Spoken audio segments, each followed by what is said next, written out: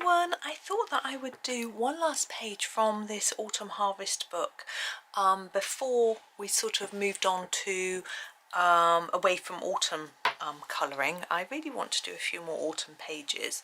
So this one I have picked and it is a lovely sort of autumn wreath. I really liked it, and so I thought we would have a go at that. Now I am going to be using my Polychromos pencils because my friend Mary gave me this book and that's what she uses, so I think it's easier for her to follow along with Polychromos, so I thought that's what I would use. I'm going to start with a brown ochre and I'm going to do our door piece. I'm just going to start colouring a little bit. What I thought I would do was put a little background layer in for the door.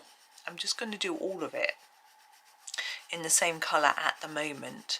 Now do this lightly if you are colouring along, because I'm going to go over it in other colours later. But I thought if I just did a little bit of background to start with, it would partly make the background less daunting when we come round to doing it again, you know, if we do it bit by bit. Now you see I'm doing an up and down stroke with my pencil.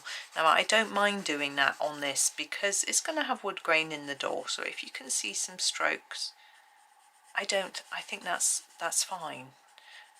Do it you know, just, you can take your time or you can do it quickly, either way, and just fill in the sort of basic background. This one is going to be going this way, okay. Now I realise it might be a little harder to see because I'm quite far away, but there isn't much to see technique wise. I'm just blocking in some colour, as I say, not too hard, because I am going to be hang on a minute. Ooh, just stop the video to have a quick chat with my son who was walking past the door. Anyway, yes, we're going to go across for this bit and just sort of do what seems to be the correct natural direction for our wood grain, and just pop in a bit of colour. Now I will keep this pencil handy because I think as I colour the items we might find little gaps like here and have to decide whether that's going to be wood or whether it's going to be plant. So we'll just sort of keep flexible with that and do it as we go. So that'll be good. Yeah, there's lots of interesting elements on this page. So we've got the berries, which I love to colour, and we have got sort of leafy bits which we can do in autumnal colours or greens. What I thought I might do is do all the berries and bits and flowers and pumpkins first and then do the leaves at the end, and I can decide whether I need some greens, how it's going to balance, that sort of thing. Because I think at the moment I'm not sure and I can't visualise, so I've just got to go with what looks right once we've done a little bit. It makes it exciting. I mean, I don't know, those of you that visualise and plan everything in advance, I think this line here is actually a border. I don't think it's part of the door, but now I've started colouring it this colour, I'm going to continue, and I might end up just going over that with a pen or something at the end. Excuse me. Now we've got to work out what's going on here. I think there's a stem leading to each of these, not the final one that'd be underneath. Yeah, so we'll just keep going, see how it all pans out. But anyway, wood can look quite difficult to colour. You can see we've got all sorts of knots and things drawn in. We will be doing a little bit of something with that later, but again, we're just getting some basics down. Now here, I'm not sure whether I want to colour that like this, or a gap. You know, is that a bit of a leaf? I think I'll make up my mind later. There's no need to commit to it all right now, but we'll get some basics down, as I keep saying, and then move on to other bits and pieces and make our decisions as we go. I feel it just makes the whole thing feel and look a little less daunting if we've got a little bit of a scribbled basic background popped in there just to start with. See, what's that line there? That's, I think that there and that there. If you can't quite see what I'm doing, don't worry, because I will come in closer to do when I colour this bit, and you'll be able to see what I've decided to do. Anyway, we'll leave that for now. I'm not going to worry about it too much at the moment. Yeah, my son's just gone off to his room. Apparently he's going to do some work in his bedroom. So that's good. My other son's at uni. He was in class and wondering whether his lesson had been cancelled, and he hadn't been told because he was the only person there at the lesson start time. There wasn't even a lecturer, and 2 minutes late a lecturer and a student turned up. I suspect there'll be a few more students that turn up a bit late as well, but and it is a 9:15 class. You can't expect these poor children to get up, you know, out of bed to get there. My poor son had to get up at 6:15 to get there for 9:15. It's a long time, isn't it? But he had to, and he got up and had breakfast. He left at 7:20, so he gave himself an hour to get ready, and got the 8 o'clock train, which got in at 8:30, I think. Then he had sort of 20-30 minute walk to be there on time. So and there were no other trains, so you know he couldn't get there any later, but he wouldn't want to anyway, you know. I don't know how people can just nonchalantly walk in late all the time. I always used to get anxiety, a feeling of anxiety if I was late. I used to think everyone would be staring at me, and it just looked a bit rude. People did do it when I was at uni, but not to the extent they seem to now. I think my niece said that their class, they just asked if they could have later classes because no one wanted to go in early. And I'm like, really? I'm just going to tip my screen a bit on my phone. There we go. I'm thinking, what's wrong with you people? When you start work, it's going to be a nasty shock. Right, we have these. I'm thinking they could be chrysanthemums, they could be sunflowers. And there's going to be quite a lot of oranges. I think there's a lot of door up here that I've missed, but it doesn't matter. I think it'd be nice to have some yellow here, and let's do them as sunflowers.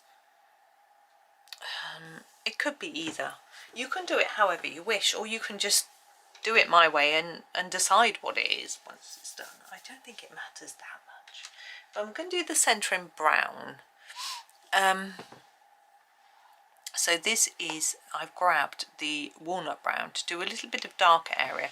I'm thinking around this edge, we've got this little line here sort of, and I thought we maybe on the outside of the line, we'll put a little layer of this. Don't press too hard because I'm going to put another colour on it, I think.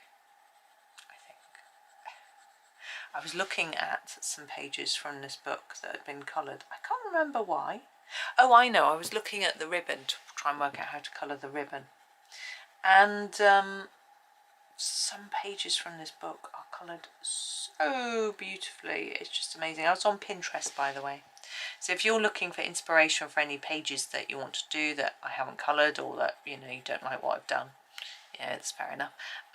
Yeah, Pinterest is great. Just put in Autumn Harvest by Teresa Goodridge and you can find all sorts. I don't know if you have to be a member of Pinterest to view the pictures or not. You know, whether you have to have an account. I'm not too sure.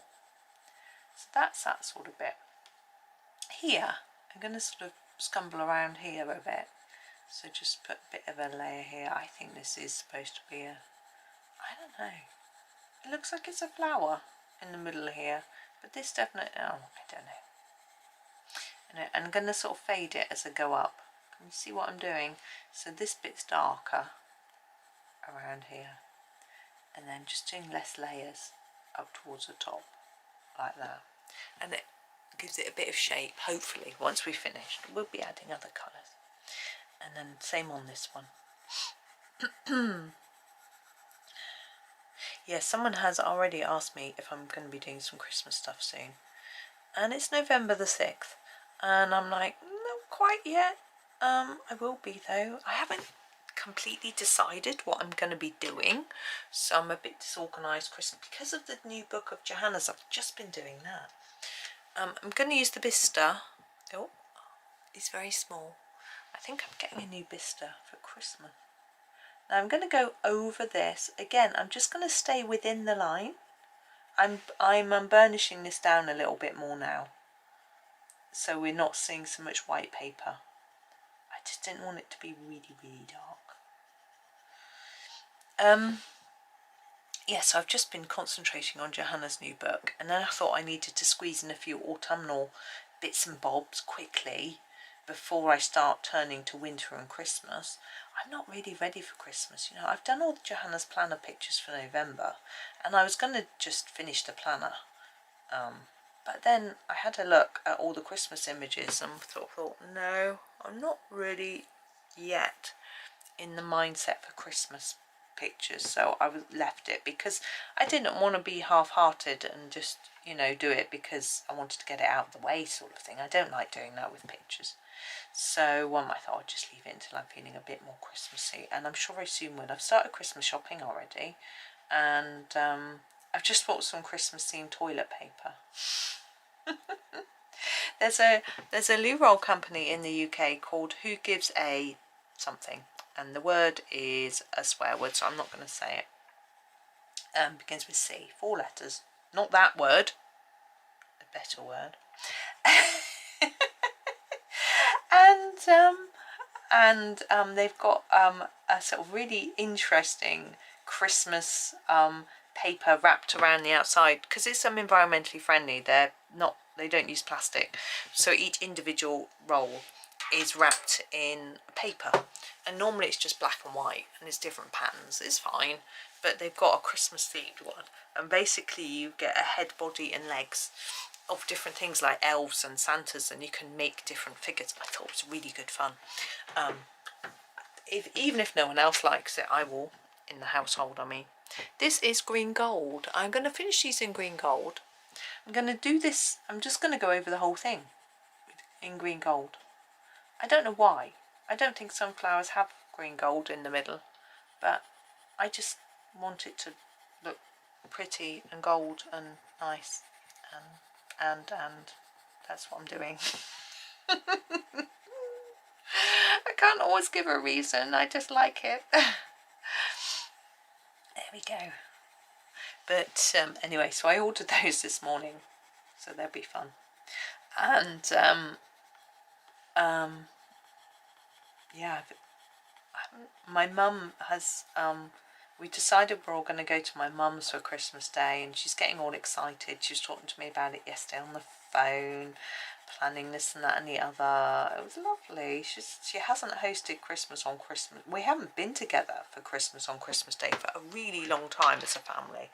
There are different reasons, but light yellow ochre. I'm going to begin to do some darker colours on the leaf, on the petal work. Now, see here, little tiny gap. Can you see? I'm going to do those. So I'm going to see if there are any more. Oh, there's one there. Here. So these are my darkest areas.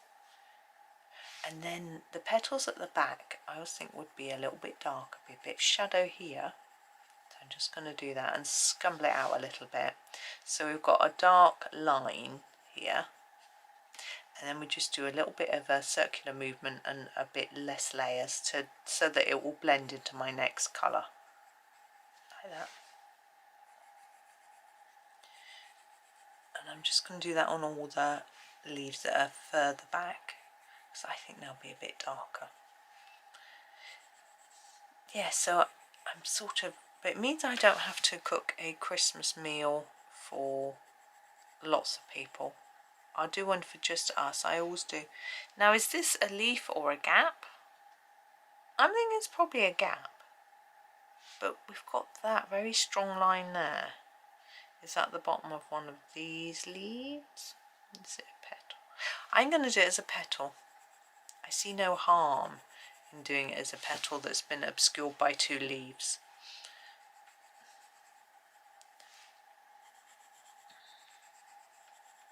This is where sometimes it can be quite handy. See, what's that? I think that is a petal as well. It can be quite handy to look at other people's versions of pictures so that you can work out how they might have coloured it and see what works and makes sense. So here, there, I think that's a turned over bit of that petal. This space here, now these two, I think it's a petal there.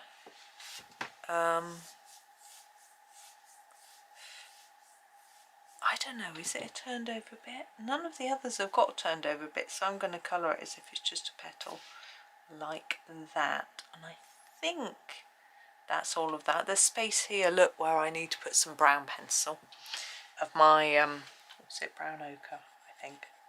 I can't remember now, it's sitting over there somewhere. So we're going to just do the same thing with this one. Just heard the strangest noise. Like a ladder being pushed up against a wall. I'm listening. I'm expecting 2 parcels today. Although actually one was my husband's meds. I think he said they hadn't been dispatched. But I'm getting sent some pens to try out. Now pens and me aren't friends. But I'm looking forward to trying these because they're designed to work in a particular book that I've got. So we're going to have a go. And that video may have already come out.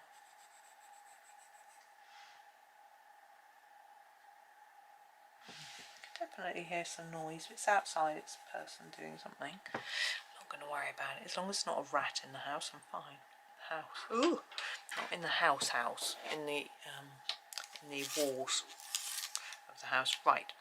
Before I move on to my next colour, I'm going to use a brown ochre.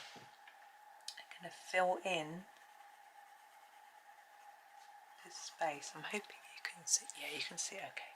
Just checking what you can see. So all the way up to our welcome sign here.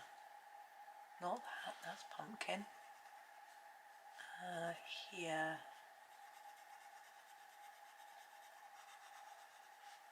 And here. Yeah, I think that's all of it for now. Right, now our next yellow, I'm going to use the dark Naples yellow. It's a little bit lighter than the last one. My first job is to extend these areas of colour, so I'm going to go over this and take it nearly to the tip. Now the aim is to saturate it down here and put a bit less up here. So we're going to go over what's there already, really saturate that, and then reduce it up to the tip. This won't be our final colour. Okay. And it's a nice brownish yellow. Now I'm scared of colouring with yellow. I find it very hard. But these particular, the ochres, Naples, that sort of thing, they show up really nicely. So I find they're okay.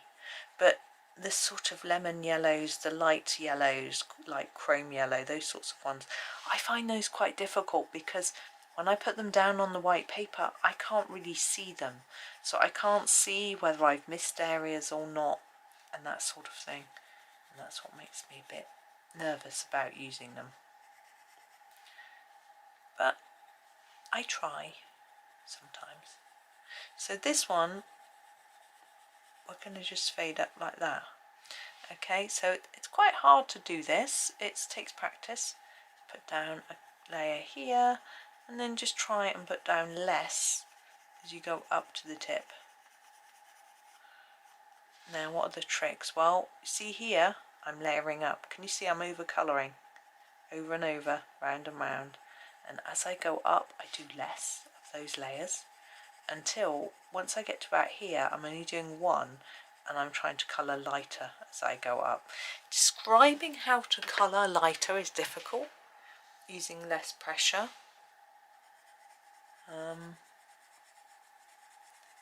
Yeah, I don't really know how to describe it.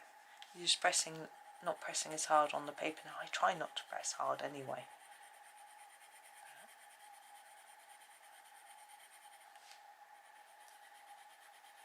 There we go.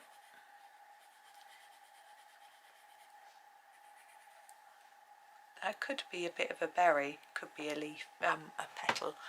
Either way is fine. Yeah, it was bonfire night last night, fireworks night, Guy Fawkes night. It has three names, and I've spoken about it enough before not to do it again, talk about it again. But it was very noisy, and this morning it's misty because it always is after we've had lots of fireworks around. And my son said, someone said it was just like 4th of July, and it's like, no, it's not really, because we're not celebrating anything, really. I mean, we should be. It's all about the fact that that someone, Guy Fawkes, tried to blow up Parliament, and he didn't succeed. So we're sort of thinking about that. That's why hence all the explosions. But we don't really think about that. We just set off fireworks and have some fun, and forget about the history of it all. But interestingly, we're going to move on to this one, do exactly the same thing. My dad was telling me about the history, the proper history. Now, Guy Fawkes had been promised something by the king. I can't remember what it was, but anyway, the king changed his mind and didn't give it to him. So Guy Fawkes was cross, understandably so. So he vowed to blow him up and Parliament. But I also think that part of the story is that it was someone else's idea and he was sort of, persuaded to do it.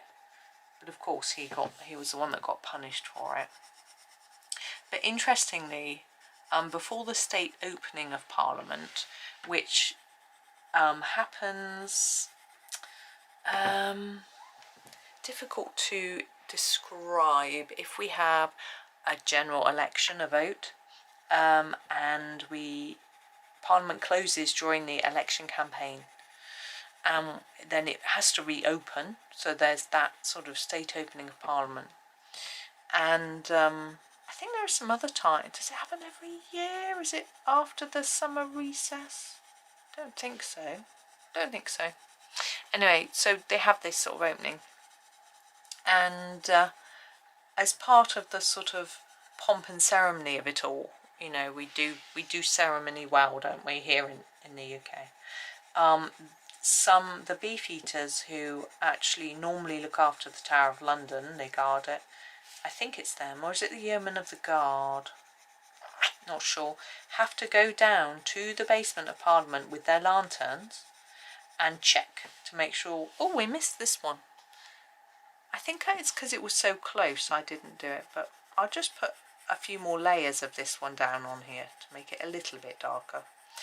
To check, to make sure there's no one down there, to make sure it's all safe, because the king is in Parliament. The king isn't normally allowed, well, he doesn't normally go to Parliament. The idea is that the Parliament works for the king and reports back to the king what they decide.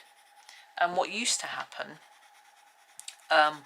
was the Speaker of Parliament, who is he chairs it, I suppose. I don't know what other parliaments call them. So this is the Naples yellow, which is our last one. So I'm going to go over everything. I'm going to still try and keep it a little bit lighter on those tips. Back in the day, he used to be the one that reported to the king what Parliament had decided. And if the king didn't agree with it, he got very cross with the Speaker, and he'd been known, the previous kings, going back, have been known to kill the Speaker, so it was not a job that anyone really wanted. These days, obviously, that doesn't happen. King Charles does not. Firstly, they don't report back to the king on what they've, in that sort of formal manner, by someone going to talk to him. He does review paperwork and things like that, but they don't. It's not. You know, the Speaker doesn't go and see him. He does have a reception with the Prime Minister every week, and they chat about various things, which is apparently the Queen, the late Queen, used to be very good with this. She would because she was neutral and it was confidential, the Prime Minister could go to her and talk about things. She had far more knowledge because she had seen through so many. She'd lived so long, she'd been Queen for so long. She could advise them on things, you know, possibly diplomatic matters where she may know the countries involved quite well, or the particular presidents or leaders of countries, things like that. Or she might remember things that happened in the past that might be relevant to things that are going on now. You know, I mean, they're confidential, so we don't know what is said, but apparently it was very useful. We don't hear so much about the king and this happening. Of course, our king has been unwell, so I suspect that's made some change to his schedule. Yeah, it's I find it quite fascinating the way it works, and I think some people just don't like the royals at all, don't think they should be there, and it's quite unusual. Most countries don't have what is it called, the way our country works, a democratic monarchy or something like that, I think, where we have a vote, we vote for our parliament, but the monarch has the last say on the law. But it's been a very long time since the monarch has actually said a law can't get through. It's quite interesting, I think. And I think having a royal family is quite fascinating to countries that don't. And perhaps not France, who decided to do away with theirs, but maybe countries like America who've never had one. Also, I think Australia, a lot of Australians don't like the fact that we rule them, but they make their own laws. The king just is their king. Right, here is our there are the sunflowers. I think I might leave them like that. They could have more layers of colour, they could be brighter. I am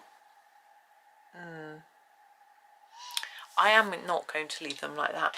I'm actually going to add a vibrant yellow. I'm going to use the light chrome yellow and just put a layer on top, actually, just to give them some more fluorescence.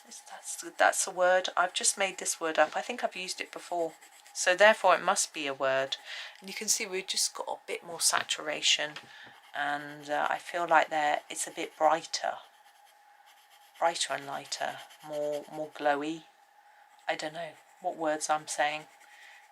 Hopefully you know what I mean. You can choose to do this or not. It's completely up to you. You don't have to do this sort of layer. Now sometimes sunflowers do have lines in them where the petals sort of have lines in. I'm not going to do that. I'm just going to keep them plain and bright.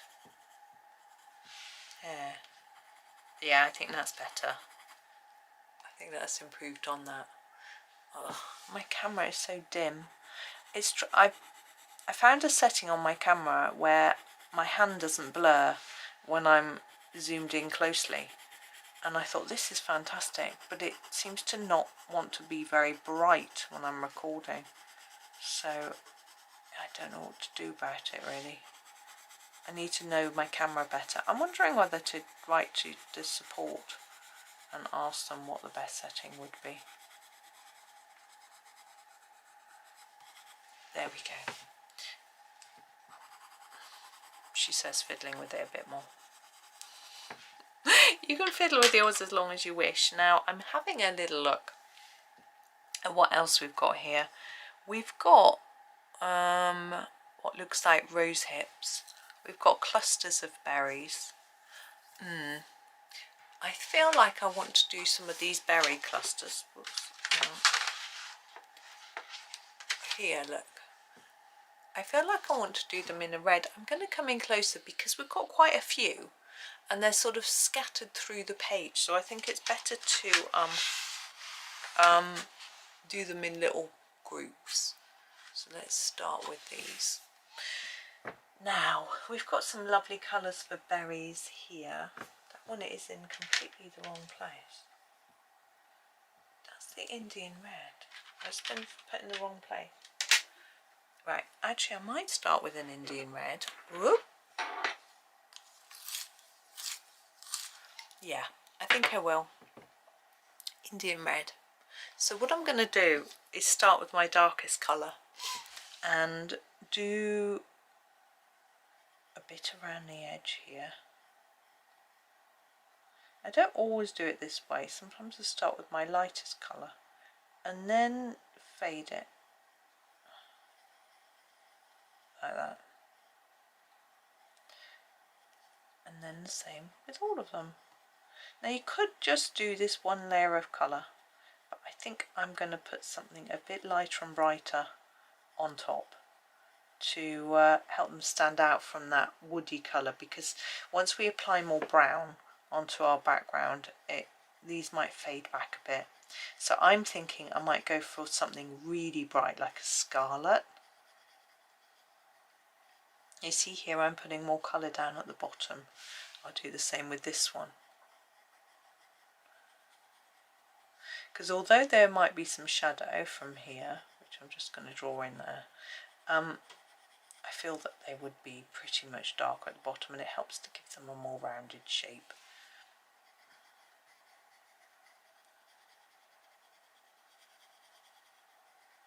Like that.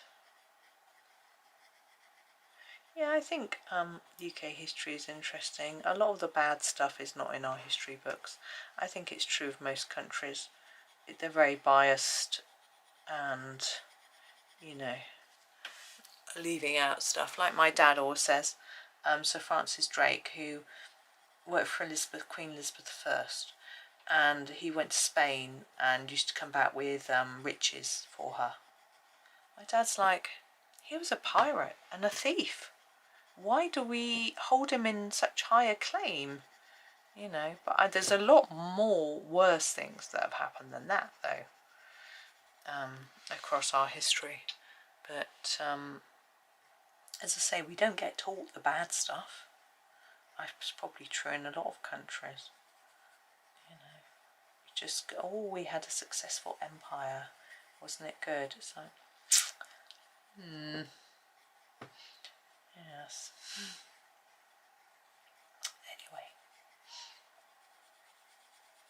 I think young people are getting to want to know more of the truth of what happened, and I think history is being told in a better way, taught in a better way, maybe. Right, we're going over here. Look, there's just a few here. Also, the internet helps, because I think there are channels on there which reveal information. Also, the GCSE history, which is the lowest level of school exam that you do, that is important, if you know what I mean. There's a few here, look. Teaches you how to recognise how reliable sources of information are. So when you're looking at something, you have to think about who was it written for, when was it written, is it accurate, was it written a long time after the event, during the event, was it biased towards maybe the government or maybe the king, that sort of thing.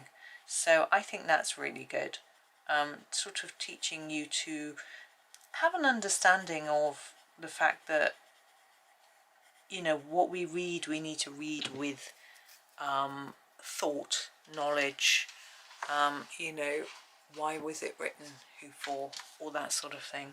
I think it's really good.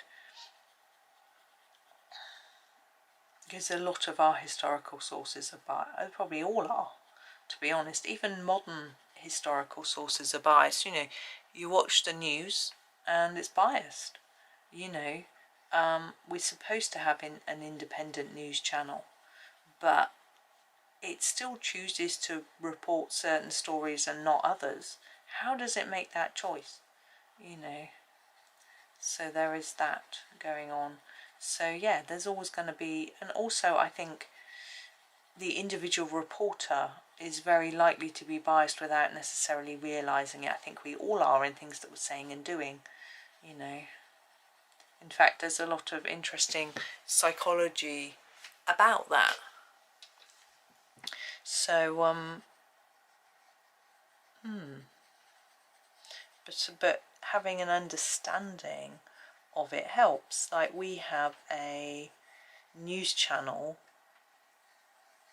which is very right-wing here, and we also have two or three more neutral ones. We don't really have a left-wing biased one as far as I'm aware, but people are aware. Most people know, so it's fine. If you're aware, it's okay. And if you're sort of aware of the implications of that with regards to the news that you're being given, or let's get straight, there we go, very wonky, you know, the news you're being presented with. So as long as you're, as I say, as long as you're aware, I think it's all okay. But some people perhaps aren't so aware as others. But I do think we have this echo chamber effect online, where our social media channels will try and show us things that we've shown interest in. And that's all well and good, but it means that we don't always get to see the other side of the story. And that can create an interesting effect. And I'd be interested in sort of the results of psychology studies on that. Not yet, I think it's a bit too early to have a sort of conclusive evidence, but what effect might it have on future generations? You know, will they be more closed-minded? Will they not understand different points of view of an argument? Or will it in fact make them have the opposite effect, in that they fight against it and they want to find out more? I don't know the answer, you know. I said to someone the other day, I think that, you know, young people sitting, or anybody, people sitting staring at a phone in company, sort of rudely doing this, I said, I think that's not going to last. I think it will become, you know, unacceptable at some point. I got laughed at by the person I said this to. We're going to use this light cadmium red to go over the top of it, just to add a bit more of a punchy brightness to these berries. We want to preserve that shading that we've done with the, or layering, I should say, it's not really shading, that we've done to create our shape of our berries. But it will just, look, add a pop. We want a vibrancy. It's autumn, it needs to be vibrant and poppy, I think. Now, let's go here. It's a bit, this side is wonky, it makes it really hard to get this straight. I am going to put some background in here as well before we move on, because there's a lot here that I think, oh, should those be berries? I think they should. I think here, you may have noticed this and done them. Here and here.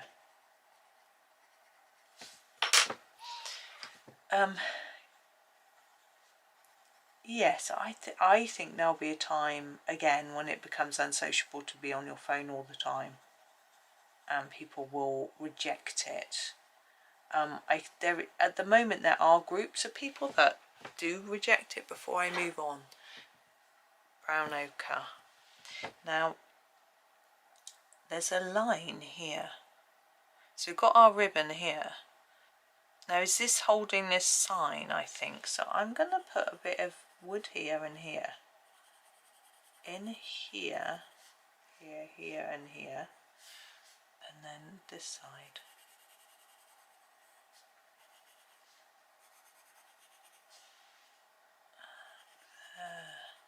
I think that's the ribbon. I think I'm there. Right, let's go back to our berries. But I think it was my son who was like, no, that'll never happen. I'm thinking, oh, you know, I think it might. I think people might decide that it's just not a thing. But maybe it won't be as quick as I thought. You know, I think it said sort of 10 years. Maybe it'll be a bit longer until people start realising it's not good for our mental health to not talk to people, not to be aware of our surroundings. You know, I see people walking in nature and they're on their phone. They're either having a phone call or they're just scrolling their phone while they're walking. Now, apart from the fact that that's dangerous because you might fall over something, which maybe people aren't as clumsy as me, but I would be falling over things. It means you're missing out on being out there and looking at all those lovely things. So I think people might start to realise that we shouldn't do that. But I guess there are always people who aren't healthy or don't think about mental health or physical health, you know, or don't want to, aren't interested, or just aren't inclined to. So we'll see. We'll see what happens. And it might not be in my lifetime, but something might replace it anyway. Maybe we will all just have a chip in our brain. Imagine how distracting that would be. Especially if you had something like ADHD when you're easily distracted. My goodness. Or if you're sort of noise sensitive or something. Wow. I don't think that will happen. But who knows? As long as we have a choice. That's the main thing, isn't it? I'm just having a quick look, and I'm going to reveal what we've done so far. I'm not going to do any more today. I'm just going to make this into a series because there's quite a lot going on in the picture. But I'm just trying to pick out, there we go, little aspects of it to do with you. And then, yeah, and then we'll make up. And it's not, because we've done the big bits. We've done the flowers are the biggest bits. We've done those. And obviously we've got to do more work on the door. Or is it a door? Is it a panel of wood? Because it ends here. It doesn't matter. But, you know, we've got a fair bit to go. The leaves and things. I'm looking forward to it. But, I'm losing my hair on the page. But that is me for today. So thank you for watching today. I hope you come back for the next one. But yes, I hope you have a super day. Thank you very much for watching and happy colouring.